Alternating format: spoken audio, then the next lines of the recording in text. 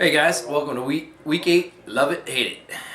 We got 3rd and goal on the big screen right behind me, so we might even be able to see a touchdown here coming up.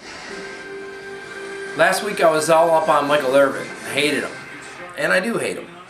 But I'm an equal opportunity guy. So tonight we're going to take a closer look at my Monday Night Football announcers for ESPN. And who I love and who I hate.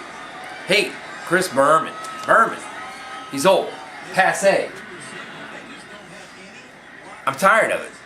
Bad nicknames, rumbling, bumbling, stumbling. That guy needs to retire. Here we go. Let's see if one of our teams gets a little touchdown here. Manning from the shotgun. The snap. Inside handoff.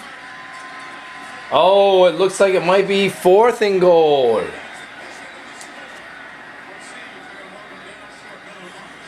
Looks like they're going to mark him short. Alright, so we talked about Berman. How about a guy I love? Keyshawn. Another loudmouth wide receiver. You'd think I would hate this guy like I hate Irvin, but you know what? Keyshawn's kind of grown on me. Not the knucklehead receiver that he used to be back in the day. Actually has some good things to say. Keeps his mind.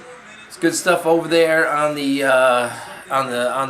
set from Monday Night Football. The guy I hate on the field, Stu Scott. Can't really keep up with the guy. And if there's no one from North Carolina in the game, he don't really care. Can't stand the Stu Scott. Time for that guy to go away too. Guy I love, Steve Young. Also on the field with Stu Scott. Much better. Very intelligent guy. I mean, he's a Hall of Fame quarterback. He comes in, speaks his mind. It's all good. Matt Millen. How's this guy even have a job? They kicked him. They wrote him out of Detroit, kicked him out of Detroit. They sent him over to ESPN. He still is terrible. He doesn't know anything about football. My guy Adam Vinatieri about to kick a field goal.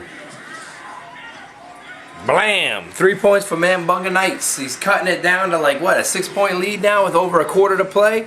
That's going to be a fantastic finish. A guy I love, the last guy I love, Gruden. A lot of guys don't like this guy. I love the Grood. I think he's going to come back to coaching. He makes you smarter. He makes you think. You know, I don't know what you guys want. You had a funny guy in there, you didn't like him. You had the Kornheiser in there, you didn't like him. Now you get the Gruden, you don't like him. I never had a problem with any of those guys. Gruden makes you think. He's a good guy, intelligent. A little weak on some of those bust spots, but other than that, it's all good.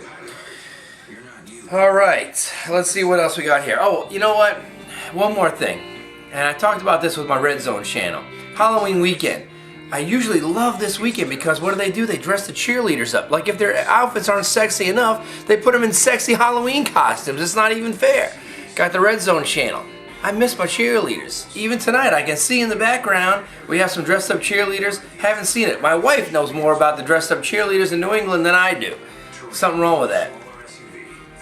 Last week, I forgot to give you one of my loves. I love the Anti-Establishment World Series. I'd like to congratulate the Giants for winning the World Series tonight. It just ended minutes ago with Lincecum pitching a gem over Cliff Lee, who was trying out for the New York Yankees apparently. Let's see how that works out.